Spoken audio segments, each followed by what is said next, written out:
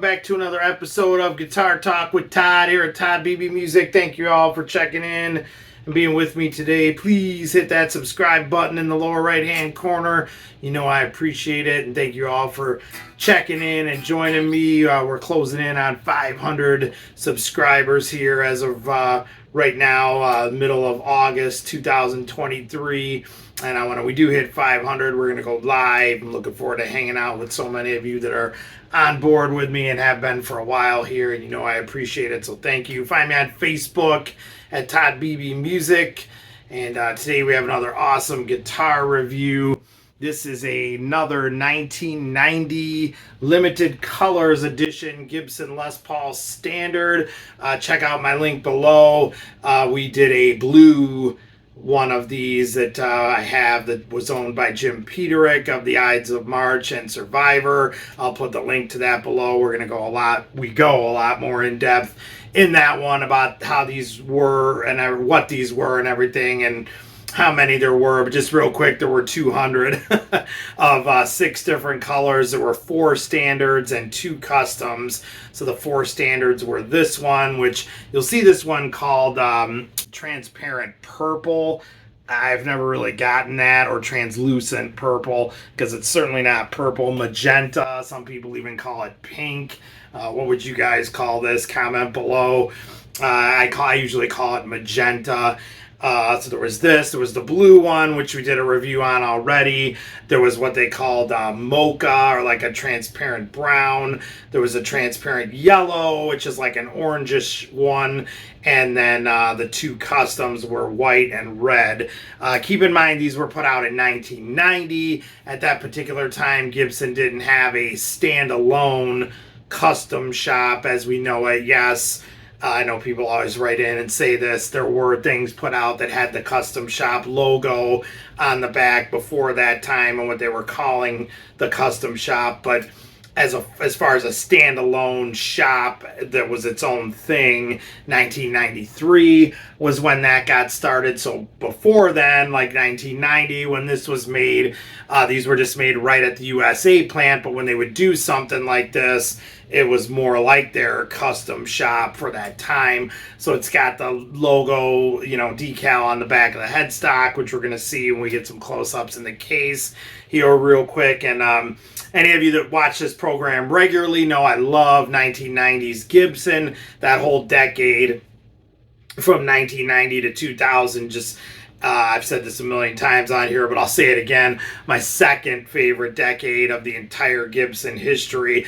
My first being about 1954 till about 1964. That was definitely the glory years there with Ted McCarty. Is great stuff that they did.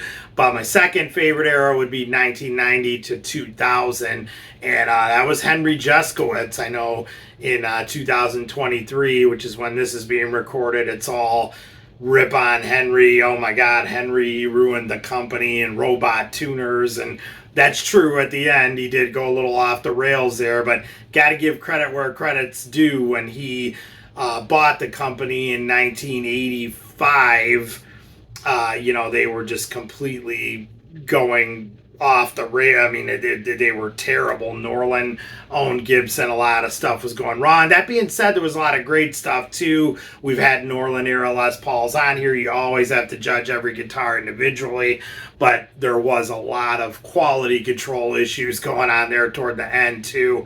And Henry just came in and completely turned the ship around and started putting out stuff like this. And this is 1990, just primo. As a matter of fact, that entire decade is great, but if I had to categorize which year was my favorite in that decade, I would say it goes down as the years go on. In other words, 90 was the best, then 91, then 92, 3, 4, and they got worse as they went, but I almost hate to even use that term because nothing got worse. Everything in the 90s, 95, 97, just top-notch stuff. But 1990 was just a stellar year. I've talked to people inside at Gibson and that worked during that time, and they said, quality control was just being watched like through a magnifying glass in the year 1990. The Henry and the company really wanted to put stuff out where people were like, wow, these things are incredible. Gibson's completely turned things around. And so quality control was like of the essence that particular year, 1990, and it shows. So not only is this a 1990, it's a limited colors, as you can see, magenta, and like I said, what would be considered their custom shop for that time, and just a primo guitar. Every one of these I've ever played is just stellar. Maybe not everyone's cup of tea on the color. You know, comment below, do you like this or not? It is more of like a pink, I call it magenta, so I could see some people maybe not liking this one, or just call it transparent purple and maybe you'll be okay with it. Like I said, I have seen it called that, and I never really understood that because I don't see anything purple at all about this. But a lot of your typical stuff here. We've got the Gibson logo here, silkscreen Les Paul standard on the truss rod cover with that font, which was definitely period correct for 1990. You know, rosewood fingerboard there with mother of pearl inlay, trapezoid inlays, gold humbucking pickups, Nashville style 2-pneumatic bridge, stop bar, just pretty much typical what you would, you know, expect from Gibson at that time. You know, it's just a typical run-of-the-mill standard, except it's got the limited colors, which again, in 1990, you know, was a little bit different, especially the blue one we had in. Again, I'll put the link below to that review.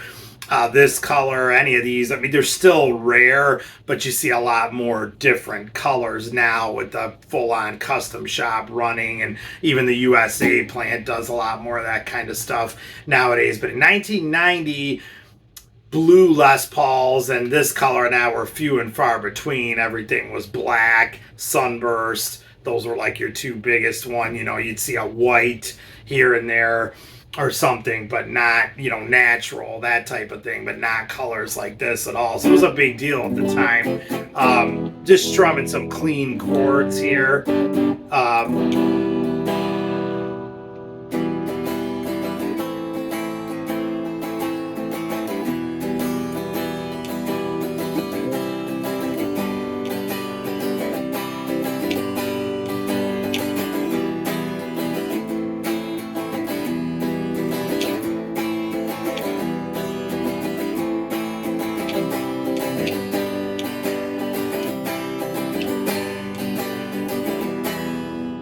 So it cleans up very well. And of course, when we let it crank, it's definitely got that Les Paul bite to it.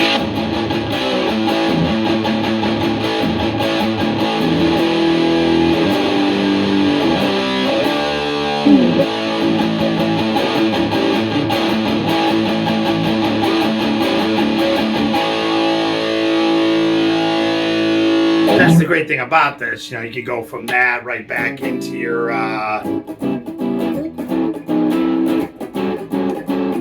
jazzier kind of sounding stuff with or blues, whatever.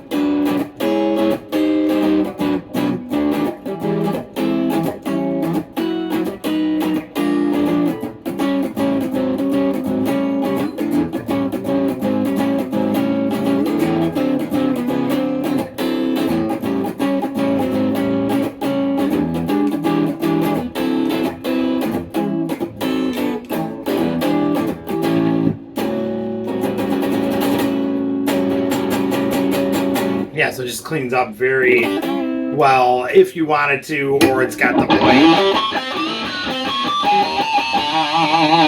too. So I mean, full-on Les Paul at its finest here, and like I said, 1990 primo year for what Gibson was doing at that time during the Henry era. So don't always rip on Henry. He did some good stuff.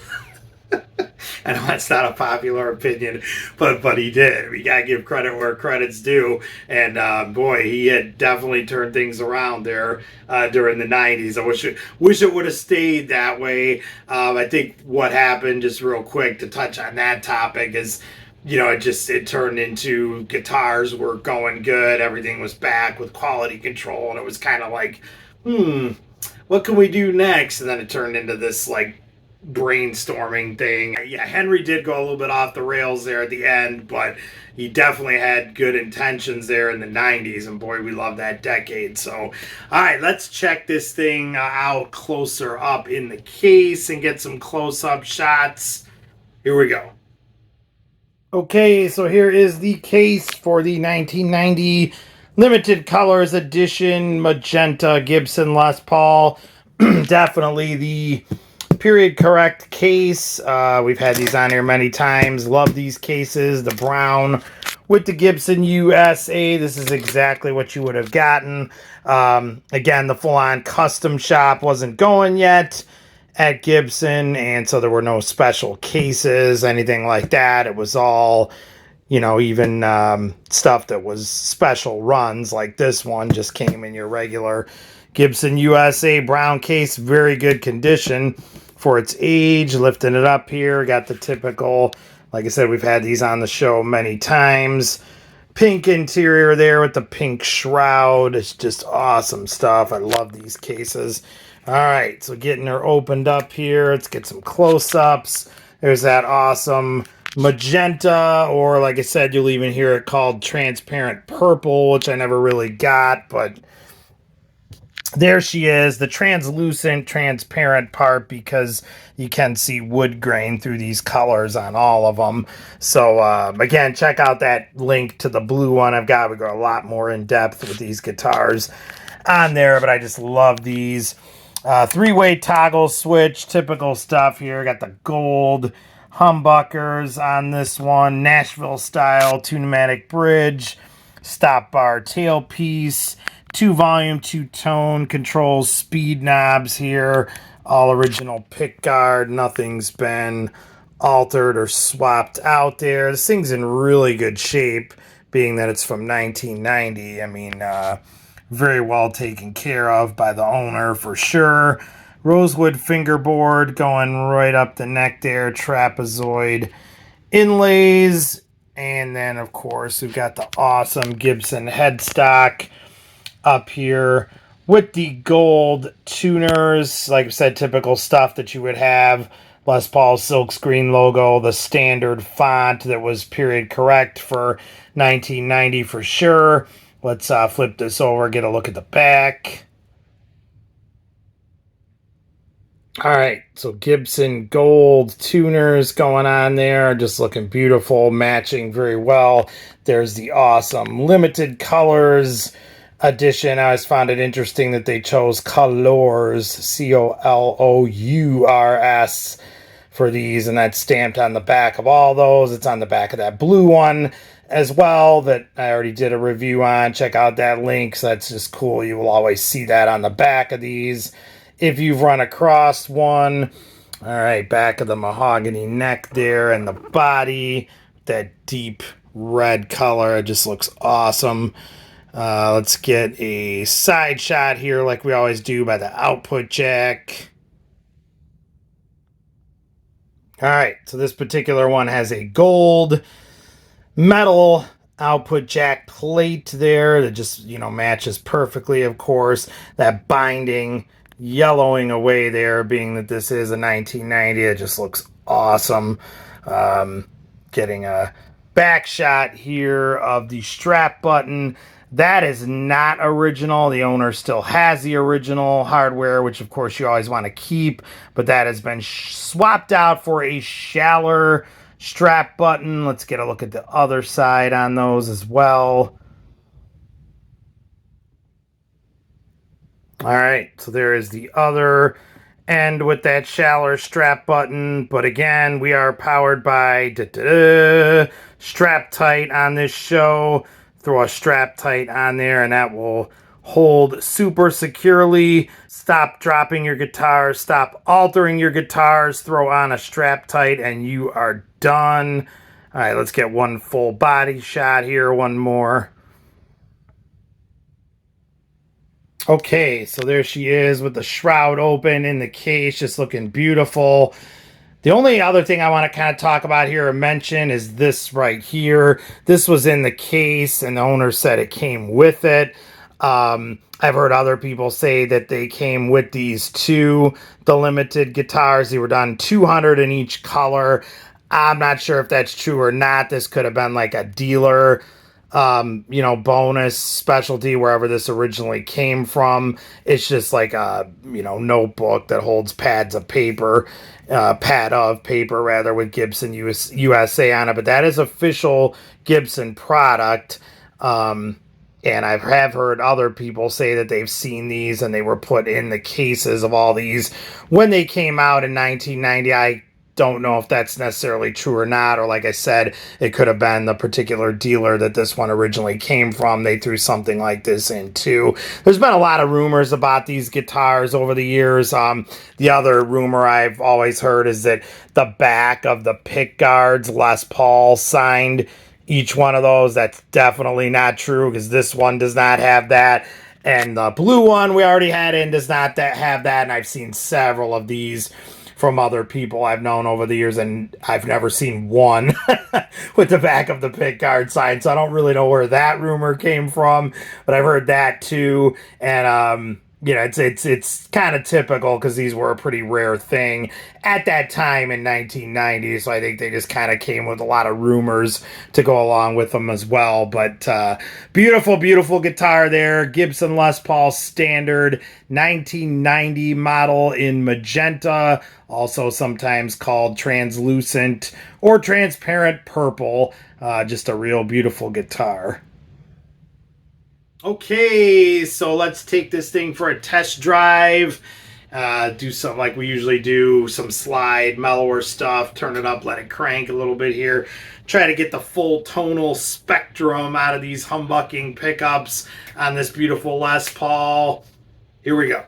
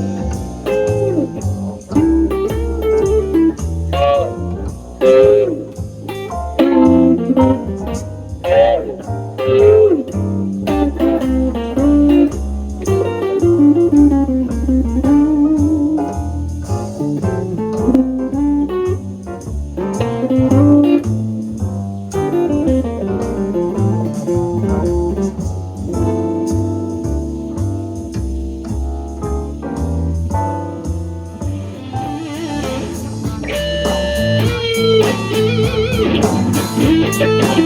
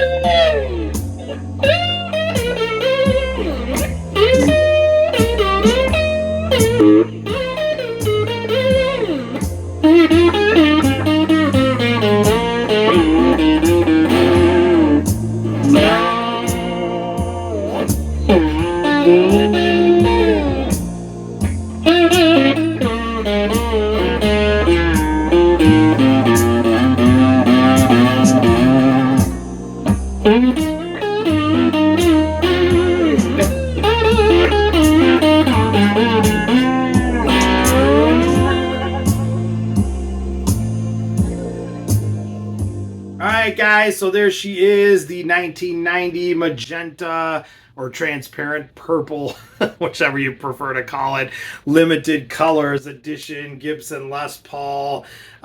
Beautiful guitar, beautiful era there for Gibson, one of their golden eras for sure. Please comment below, you guys. Let me know what you think. Do you have one of these? Have you played one? Have you seen them? Do you want one? What do you think of 90s Gibson versus today or any other decade? Comment below. I love to read all the comments. Please hit that subscribe button in the lower right hand corner. You know I appreciate that. Find me on Facebook at Todd Beebe Music. And we will see all of you again. Thank you so much to each and every one of you that's on board with me. I really, really appreciate it. And I'm looking forward to speaking and hanging out with all of you on our YouTube live here very soon. So we're looking forward to that. All right, thanks everyone. We will see you again. Stay safe and love your dogs. Take care.